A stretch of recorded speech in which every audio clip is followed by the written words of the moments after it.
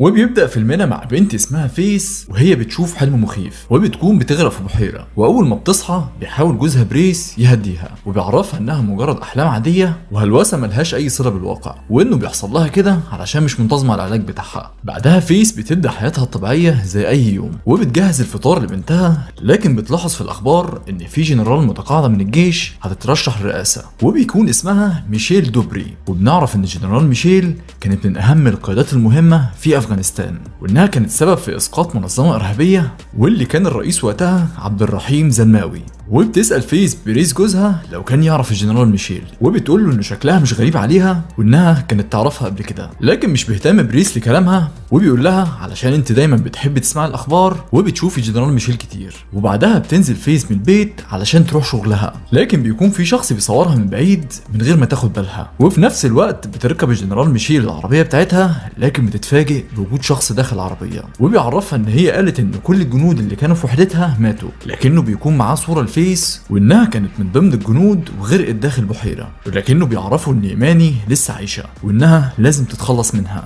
وبنعرف ان فيس اسمها الحقيقي هو ايماني، وبتخرج ايماني من الشغل بتاعها، لكن وهي بتقفل الباب بيهجم عليها مجموعه مسلحين لابسين اقنعه، تاخد ضربه على راسها، لكن بتدخل معاهم في مواجهه عنيفه وبتقدر انها تتخلص منهم، وبتحاول انها تهرب ومش عارفه ايه اللي بيحصل، وبتتفاجئ بعربيه وهي بتخبطها وبينزل منها شخص مقنع وبياخدها في شنطه العربيه وبيمشي. وقتها الجنرال ميشيل بتكون داخل مطعم وبتتقابل مع شخص اسمه ريموند سيربم وصديقته، وبتقول له ان والده ساعده للوصول للمنصب اللي هو فيه بالمال والسلطه والمعارف، وعرفته ان اخته الجنديه لو لسه عايشه كانت هتبقى افضل منه، وبتحاول تتاكد منه لو لسه على قيد الحياه، لكن ريموند بيحاول يهرب من كلامها، فهددته بان هي عارفه انه كان اخر واحد مع ابوه قبل ما يموت، وده بيأكد انه السبب في قتله.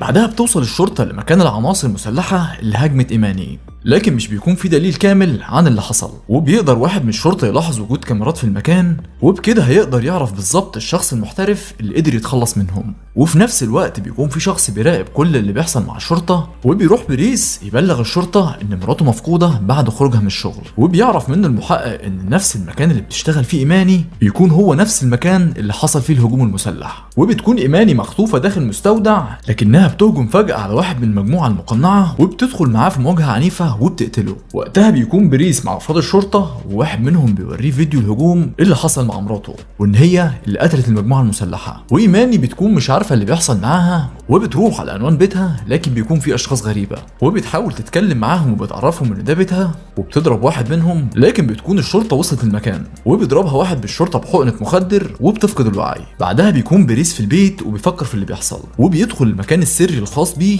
وبيكون عنده اجهزه رصد وبيتابع احداث الهجوم اللي حصلت مع ايماني، وبيقدر ياخد باله من الشخص اللي كان موجود في نفس المكان وبيتعرف عليه. وبيروح بريس يتقابل مع واحد من اعضاء مجلس الشيوخ وبيتعصب عليه بسبب خروج الوضع عن السيطره، وبيقول له ازاي عميل في المخابرات يسمح بكل الفوضى اللي حصلت دي. وبنعرف ان بريس اسمه الحقيقي الكسندر، وانه عميل في المخابرات، وان تم تكليفه بمهمه وهي الحفاظ على حياه ايماني. وبنعرف ان العلاج اللي كانت بتاخده كان علشان ما ترجعش ليها الذاكره، وكان مع الوقت هيتم تقليل جرعه العلاج ورجوع الذاكره ليها علشان يوصلوا لكل المعلومات الموثقه، وانه مع الوقت كان هيتم تقليل جرعه العلاج علشان يوصلوا لكل المعلومات الموثقه والمهمه اللي معاها، لكن بسبب اللي حصل هيكون في سباق رئاسي بين عضو مجلس الشيوخ والجنرال ميشيل، وبيقول له ان هي كانت السبب في قتلها المره الاولانيه وبتحاول للمره الثانيه علشان تقتلها، وانه لازم يتم القبض عليها وتتعاقب، وعرفوا ان معاه 72 ساعه علشان يتخلص من المهمه والا هينهي المهمه بالكامل. وصديقه ريموند سوبريم بتتقابل مع شخص من رجالته وبتقول له ان سوبريم كان جزء من الاغتيال اللي اتنفذ على ايماني، وان امر قتلها كان من الجنرال ميشيل، وان السبب اللي كان عايزين يقتلوه عشانها انها اكتشفت معلومات سريه في افغانستان. وبعدها بتكون ايماني في المستشفى وبيطلب الدكتور من الضابط المسؤول عن حراستها انه يفك الكلبشات من ايديها، وانها بالنسبه له مش خطر، واول ما بيقرب منها بتضربه ايماني وبتاخد المسدس الخاص بيه وبتهرب، لكن بتتفاجئ بوجود بريس وفي ايده سلاح ومش بتكون فاهمه ايه اللي بيحصل معاها، وبتهدد سواق عربيه الاسعاف اللي في المستشفى وبتسرق العربيه وبتهرب. وبتروح بعدها ايماني لبيت صديقتها كارينا اللي كانت شغاله معاها وبتعرفها كل اللي حصل معاها، وان في اشخاص بيلقبوها باسم ايماني ايفنت، واقترحت كارينا عليها ان هي تبحث عن الاسم ده ومن خلاله ممكن يوصلوا لحاجه. وبتتفاجئ كارينا بصوره ايماني وهي في الزي العسكري، وبتعرف ان هي كانت نقيب في القوات الامريكيه امريكيه وبنت رجل الاعمال المشهور ايفنت. وبتلاحظ كارينا بوجود خبر في المقاله من سنه بموت ايماني غريقه في البحيره بعد رجوعها من افغانستان، وانه تم حضور جنازتها العسكريه من الجنرال ميشيل ووزير الدفاع ارثر واخوها سوبريم وصديقته. واثناء وهما بيتكلموا مع بعض بينفجر المكان،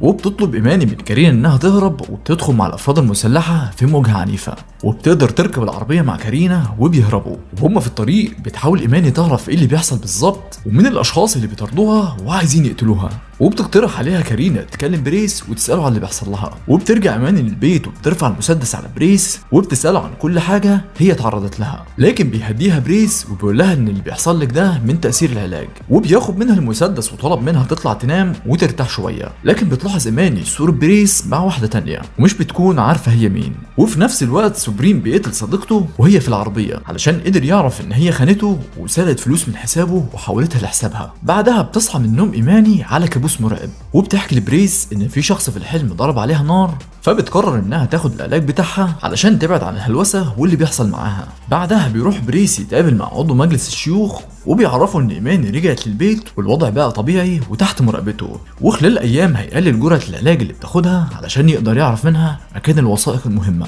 وبيقول له كمان ان المجموعه المسلحه اللي هجمت على ايماني كذا مره كان وراها سوبريم اخوها والجنرال ميشيل، وان كل المصادر بتاكد ان الجنرال ميشيل طلبت من سوبريم اخوها انه يقتل ايماني ويتخلص منها. بعدها بيتجمع سوبريم مع رجالته وبيعرفهم ان المجموعه الاولى اللي هجمت على ايماني كانت تبع الجنرال ميشيل، وانها خططت للهجوم قبلهم علشان مش بتثق في سوبريم. واقترح عليه واحد من رجالته ان الجنرال ميشيل عندها حفل جمع تبرعات داخل النادي وان دي فرصتهم عشان يتخلصوا منها، وبيوافق سوبريم على الفكره. وبعدها بتغير ايماني شكلها زي الاول لما كانت في الجيش. واول ما بيرجع بريس البيت بترفع عليه المسدس وبتعرفه ان اسمه الحقيقي هو الكسندر، وطلبت منه يحكي لها كل حاجه عن اللي بيحصل لها والا هتقتله. وبدا يحكي لها الكسندر انها اول ما رجعت من افغانستان اتقابلت مع رئيس لجنه السيناتور ووعدته هترجع كل الملفات والوثائق المهمه. بعدها بدا يظهر موت كل الجنود اللي كانوا في وحدتها واحد ورا التاني. وقتها تم تكليفه بالمهمه وطلب منه باول اثبات كل اللي بيحصل في افغانستان. وبيقول لها لما كان بيراقبها في يوم كانت مع صديقه اخوها داخل البحيره وانها ضربت عليها رصاص ووقعت في البحيره. وقتها هو اللي انقذها، لكن كان عندها نسيان في الذاكره بسبب الاصابه. ومع الايام ابتدت الذاكره ترجع ليها، لكن وقتها كانوا اثناء المهمه وقرر اديها علاج يوقف استرجاع الذاكره علشان يقدر يحميها للوقت الصحيح اللي المفروض تظهر بيه بشخصيه ايماني، وانه اخترع ليها حياه واسره علشان تنسى كل ذكرياتها. وبتتعصب عليه ايماني بسبب اللي عمله معاها ومحو شخصيتها بالكامل، وبتقرر ان هي ما تقتلوش وبتسيبه وبتمشي. وبعدها بيكون باول عضو المجلس في الطريق، لكن بيلاحظ السواق بتاعه ان في مجموعه بتحاول تطاردهم وبدا يهرب منهم، لكن بتقدر توصل ليهم المجموعه المقنعه وبتقتل كل الحراس اللي معاهم وبيخطفوه. وقتها بتوصل الجنرال ميشيل لمكان حفلتها في النادي وبترحب ببعض الاشخاص المهمه علشان اقتربت فتره الرئاسه. وفي نفس الوقت بتكون ايماني وسوبريم موجودين داخل الحفله، وبتروح تتقابل معاه وبتقول له ان هو حاول يقتلها وكان سبب في اغتيالها، وكمان قتل ابوها وده علشان كان بيكرهه، علشان ابوه كان بيفضلها عليه وانه اتخلص من ابوها علشان يستولي على النفوذ والثروه. وقتها بتتعصب عليه ايماني ودخلت في مواجهه عنيفه بينهم، لكن بيقول لها سوبريم انها ما عندهاش الجرأه انها تقتله، لكن مش بتسمع لكلامه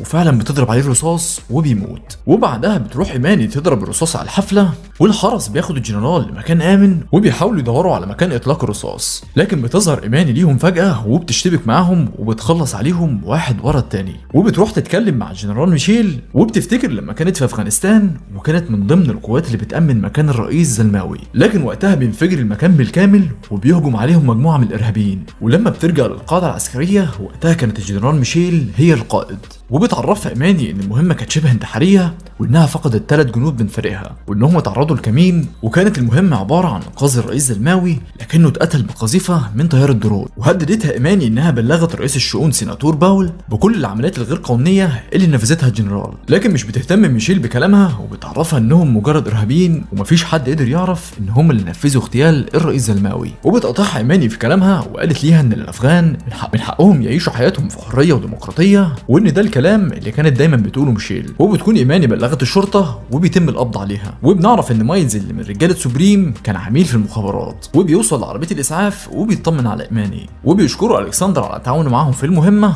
وانه من غيره المهمه ما كانتش هتنجح. وبما ان الذاكره رجعت تاني لايماني، طلب منها الكسندر الوثائق والملفات المهمه، وبتوافق ايماني وبتديله السلسله بتاعتها، وبتعرفه ان كل المعلومات المهمه موجوده داخل السلسله. بعدها بيروح شخص من وكاله المخابرات وبيحقق مع الجنرال ميشيل، وبيعرفها ان هي كانت على وشك الاقتراب من الرئاسه لكن بشكل غير قانوني، وكان عقابها ان في غاز سام داخل الصندوق اللي هي فيه، وده بيأثر على نبضات القلب. وبالفعل بيؤمر بفتح الغاز السام وبتتأثر بيه ميشيل وبتموت. بعدها في مبنى المخابرات بيجتمع معاهم رئيس الوكاله وبيشكر الكسندر وايماني ومايلز على انجاز المهمه بنجاح، وبيقول لهم ان الجنرال ميشيل مش هتتعرض للمحاكمه، وده لانها انتحرت داخل السجن، وانه قدر يعرف من مصادره السريه انها كانت ورا عمليه اغتيال الرئيس زلماوي، وانها كانت بتفتعل الحروب داخل افغانستان. وبنعرف من ضمن المعلومات السريه ان ميشيل كانت متورطه في عمليات تهريب المخدرات للولايات المتحده بالاتفاق مع الثوار داخل افريقيا. وبيقرر رئيس الوكاله بالاتفاق مع الرئيس المنتخب الجديد اعلان خبر صحفي عن ميشيل